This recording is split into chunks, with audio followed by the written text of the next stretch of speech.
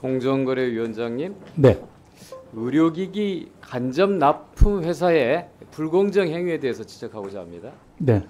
간납사는 원래 이제 병원하고 의료기기 공급사 중간에서 구매 업무를 대행하는 회사죠.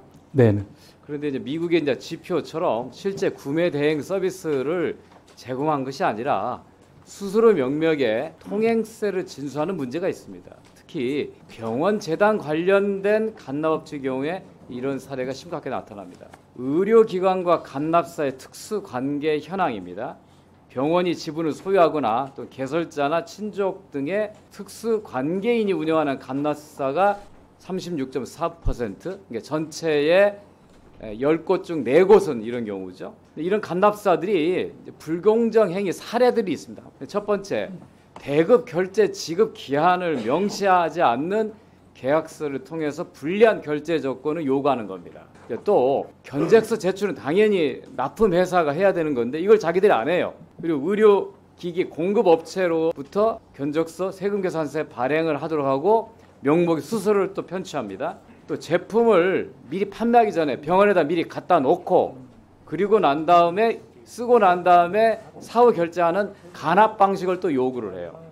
마지막으로 가장 심각한 것은 과도한 납품 단가의 후려치기입니다. 뭐 예를 들어서 치료 재료의 경우에 8,000원에 납품을 받고 실제로 건보공단에는 10,000원에 납품받았다고 속여서 2,000원을 빼먹는 방식으로 하기도 합니다. 이건 2018년 실제로 적발되어서 벌금을 받은 적이 있는데요.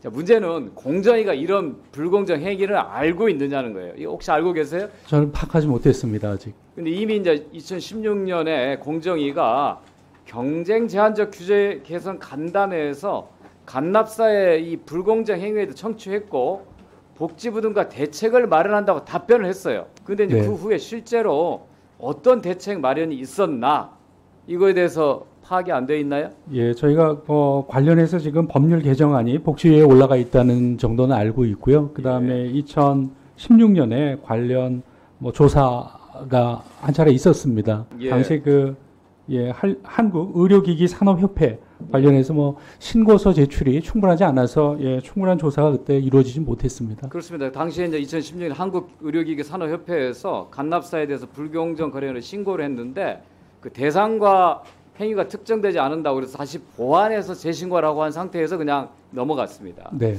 최근에 이제 복지위에서 의료기기 판매 질서 실태 조사를 포함한 의료기기법 개정안이 통과됐는데 여기서 이 실제로 실태 조사 기간을 2년으로 길게 주는 바람에 이제 어떤 문제가 생기냐면 이미 이제 사립대 병원들이 간납사 이름을 바꿔버립니다. 그리고 재단에서 물적 분할을 실시해서 피해가는 거죠. 상호 변경하거나 대표자를 변경하는 이런 등으로.